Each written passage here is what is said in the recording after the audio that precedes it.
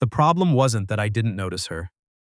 The problem was that I noticed her too much, and then I made myself stop. That was 3 months before she knocked on my door at 11:30 on a Thursday night, holding a bag of frozen peas against her wrist and asking if I happened to have any tape. I did. I also had about 100 questions I didn't ask. I moved into the Waverly Arms building in October, right after the last of the leaves came down. The kind of timing that feels symbolic when you're already in a bad headspace. I'd been splitting a 2-bedroom in the annex with my girlfriend for 4 years. Then we weren't together anymore, and the apartment was hers because her name was on the lease, and I didn't have the energy to argue about it. I found the Waverly Arms on Kijiji. 4th floor, 1 bedroom, west-facing windows that got the afternoon light. The building was older. One of those mid-century brick blocks in Ottawa's Centertown, the kind with a buzzer system that worked half the time and a super named Barry who seemed to be perpetually carrying a wrench and never actually fixing anything. But the rent was reasonable for a single person making what I was making as a project coordinator for a civil engineering firm. And it was mine. Nobody else's name on anything. That felt important. The woman across the hall moved in 2 weeks after I did. Her name was, I found out later, Margot. Not the one down the hall. Not anyone I'd met before. Just Margot, with curly dark hair she was always pushing out of her face, and a way of carrying boxes that made it look like she'd done it a dozen times before. She probably had. She had that specific competence of someone who'd figured out moving alone. I held the elevator for her once in those first few days. She said thanks without really looking at me. I nodded. That was the full extent of it. But I noticed. I noticed she left for work early. I'd hear her door at 7:15, sometimes 7:10, heels clicking down the hallway. I noticed she got a lot of packages. I noticed that on Fridays she sometimes played music just loud enough to hear through the wall. Not so loud it was a problem, just loud enough that I'd find myself listening. Older stuff. Joni Mitchell, Fleetwood Mac. Once, what I was pretty sure was Carly Simon. I noticed, and then I made a decision. I was not in a position to notice anyone. I'd come out of 4 years feeling like a container someone had emptied out and left to air dry. I didn't want anything new. I wanted quiet. I wanted to go to work, come home, make pasta, watch something on my laptop, and sleep 8 hours without thinking about someone else. So I stopped looking. 3 months of not looking. 3 months of timing my trips to the laundry room, taking the stairs when I heard her in the hallway, keeping my head down in the mailbox area, even when she was standing 2 feet away getting her own mail. I'm not proud of it, but it worked. Or it worked until she knocked on my door at 11:30 on a Thursday night with a bag of frozen peas against her wrist. I almost didn't answer. I'd been in bed for 20 minutes, not sleeping, scrolling through nothing on my phone. When the knock came, I thought maybe it was the guy from 4C. He sometimes came by to complain that I was parking in the wrong spot, even though I didn't own a car. But when I opened the door, it was Margot. She looked not scared, exactly. More like the aftermath of scared. The kind of face someone makes when the adrenaline is still wearing off, and they're only now realizing how their hands are shaking. "Hey?" she said. "I'm sorry. I know it's late. Do you have any medical tape? Or even just regular tape?" "I can't find mine." I looked at the peas. I looked at her wrist. There was a slight swelling near the base of her thumb, nothing dramatic, but she was holding her hand carefully. "What happened?" I slipped getting out of the tub, hit it on the edge.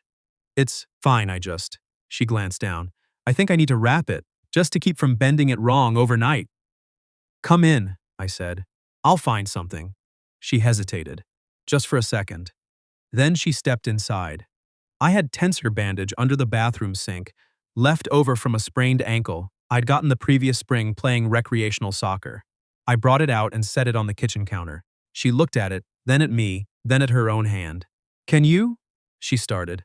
"It's harder to wrap with one hand than I thought." "Yeah, of course." She sat at the kitchen counter on one of my 2 stools and put her hand palm down on the surface. I unwrapped the tensor and started at the wrist, working slowly, keeping it firm but not tight. Her hand was small. I was aware of that in a way I was trying not to be. "You're good at this," she said. "I've wrapped a lot of things. Work, stuff, field inspections. I focused on the bandage. How long have you lived here?" "Since November." "You moved in before me. October. Right." She watched my hands. "I've seen you in the hall." "You never really." She stopped. "I know." I didn't have a good way to explain it. I was in a weird place when I moved in. Moving usually means a weird place. Yeah. I finished the wrap and fastened the metal clip. She flexed her fingers experimentally, testing it. Something shifted in her expression. Relief, maybe, or just the absence of the tension that had been there before. Thank you, she said. Seriously, I didn't know who else to ask. The guy at 4C came to the door in a bathrobe last time I knocked and it was 7 in the evening, so I almost smiled. Yeah, Trevor's a lot. She did smile. Then a small one, fast. I'm Margot. I know. I saw it on your buzzer. I'm Hugh. She looked at me. Hugh, she repeated, like she was filing it away. She didn't leave right away. I didn't ask her to. She sat at the counter while I found 2 mugs and put the kettle on because it seemed like the thing to do, and we talked about the building in that low-stakes way people do when they're still figuring out whether they like each other. Barry and his wrench, the elevator that stopped between floors for 30 seconds before continuing, just long enough to make you nervous. The woman on the 3rd floor who complained about every noise but left her recycling bags in the hallway for days. Margot worked for a nonprofit that did housing advocacy. Tenant rights, mostly. She'd been doing it for 3 years. Before that she was in policy. Before that she'd done a master's in public administration at Carleton. So you actually know the law about places like this, I said. Too well. She wrapped both hands around the mug. I know exactly which violations Barry is getting away with, and I've made a kind of peace with it. That must be strange. You have no idea. She looked around my apartment with the easy curiosity of someone who wasn't being nosy, just interested. You've barely unpacked. It was true. I had a couch, a bed, a kitchen table with 1 chair and 1 stool. There were still 2 boxes against the living room wall I hadn't opened since I brought them from the old apartment. I unpacked the things I needed, I said. She looked at the boxes. She looked back at me. She didn't push it. That was the moment I started to think I might like her. She left a little before 1. I watched her cross the hall and heard the click of her deadbolt. I stood in my kitchen for a while after that. The 2 mugs were on the counter. I washed them both. The next morning, I found a sticky note on my door. Wrist is fine. Thank you for the tea, too.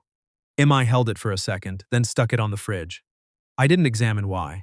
After that, it was different, not dramatic. There was no moment where I decided anything, but the calculated non-seeing stopped. I said good morning in the hallway. She said good morning back. Some mornings she'd be heading down at the same time as me, and we'd take the elevator together. She had a to-go cup from the Tim Hortons 2 blocks over that she refilled at the office.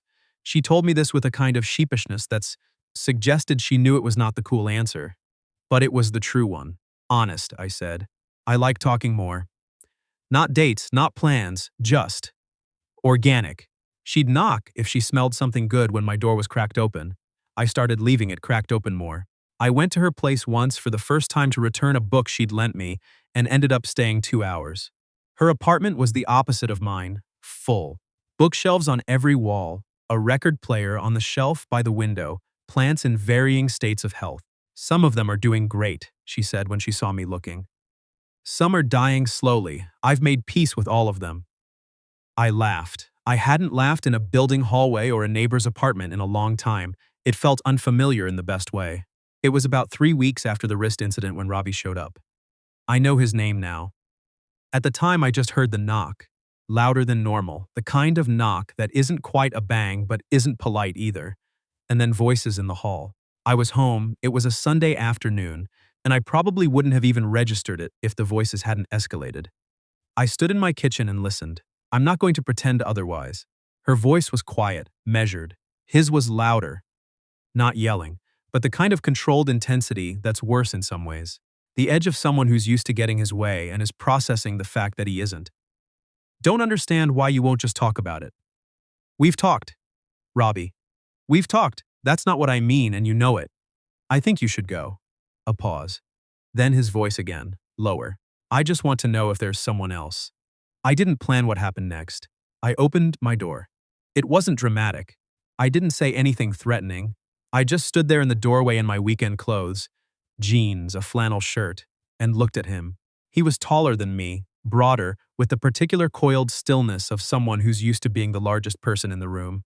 Margot looked at me. Something in her face went very slightly loose, like a tension she'd been holding had somewhere to go. Hugh, she said. Hey, I said, casual, like I just happened to open my door. Robbie looked at me. He looked at Margot. He put it together in the way that served her best, which was the correct thing to put together. This him, he said. Margot didn't answer. She didn't have to. Robbie looked at me for another few seconds. Then he looked back at her. Okay, he said, in the voice of a man telling himself something. Okay. He left. He took the stairs. I heard the door at the bottom of the stairwell. Margot stayed in her doorway. She looked at the end of the hall where he'd gone. Then she looked at me. I'm sorry about that, she said. You have nothing to apologize for. I know, I just. She pressed her unwrapped hand to her collarbone. How much did you hear? Enough. She nodded slowly. Then she said, Do you want to come in? I was going to make soup. I came in. She made soup. The kind from scratch with whatever was in the fridge, leek and potato, simple and good. We sat at her small kitchen table and she told me about Robbie. Not everything, just the outline. They'd dated for 2 years. She'd ended it 8 months ago. He hadn't entirely accepted it. Not dangerous, she said. Just persistent in the way that some people are when they've built their sense of reality around a relationship that no longer exists. He's not a bad person, she said. He just has trouble with endings. Most people do. She looked at me. Do you? Yes, I said.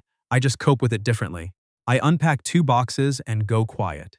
She looked toward my apartment across the hall. Those boxes. Those boxes. She was quiet for a moment. Then she put her spoon down and said, What was in them? The ones you haven't opened. I thought about it. Photographs. Some books. A jacket she gave me that I can't return and can't wear. The kind of stuff you don't know what to do with. Yeah, Margot said. Like she knew. Like she had her own version of the same boxes. Maybe not literal, but somewhere. After dinner, she put a record on, and we sat on her couch and talked until it was dark outside.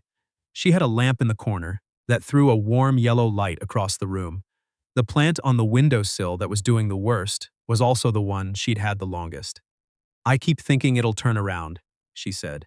Maybe give it less water. I've given it more water, more light, less light. I've moved it across every window in this apartment. She looked at it with an expression that was partly frustrated and partly fond. At this point, it's just stubborn. Some things are. She looked at me with a small smile. Yeah, I was aware, sitting there, of a specific kind of feeling I'd been avoiding for 4 months. The feeling of wanting to stay somewhere, not for any dramatic reason.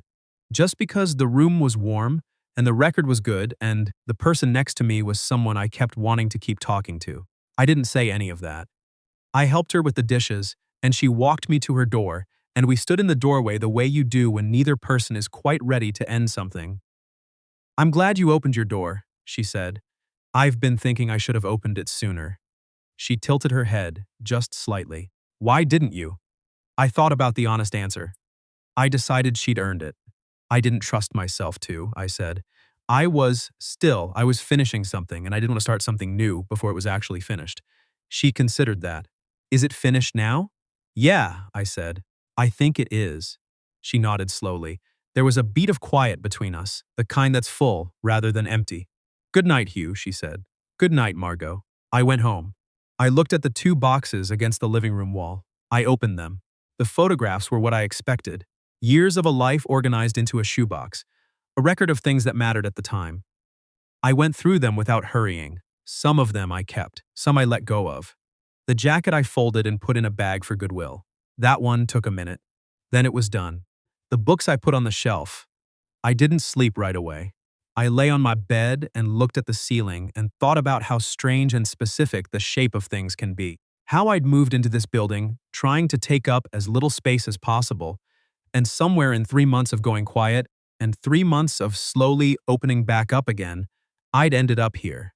The record player across the hall had been quiet for a while. The building had settled into its nighttime sounds, the elevator, the pipes, the faint traffic from the street below. I thought about what she'd asked. Is it finished now? Yeah, I thought it was. A week later, on a Saturday, I knocked on her door in the morning. I had 2 Tim Hortons cups from the place on the corner. She opened the door in socks and a sweater, her hair not yet sorted for the day, and looked at the cups. You remembered, she said. Honestly, it's not hard to remember. It's just the one place. Don't mock my loyalty. I'm not mocking anything. I got one too. She stepped back from the door and let me in. We sat by her window with the coffee while the snow came down outside, the first real snow of the season, the kind that sticks. The plant on the sill was still struggling, but it was still there. Maybe next week I'll get you a new one, I said, for the one that's dying. She looked at me over the rim of her cup. I don't want a new one. I want this one to make it. I looked at the plant, stubborn and small, and somehow still producing one small pale leaf at the very top. Okay, I said, what does it need? I don't know yet, she said, but I'm still trying to figure it out. Outside, the snow kept coming down, quiet and even, covering everything that had been bare. I stayed for breakfast. She made eggs. She didn't put hair in them. We didn't talk about what we were or what we were becoming. We just made breakfast and watched the snow. And when she reached past me to get the pepper, and her hand stayed near mine for a moment after, neither of us moved away. That was enough. For now, it was more than enough.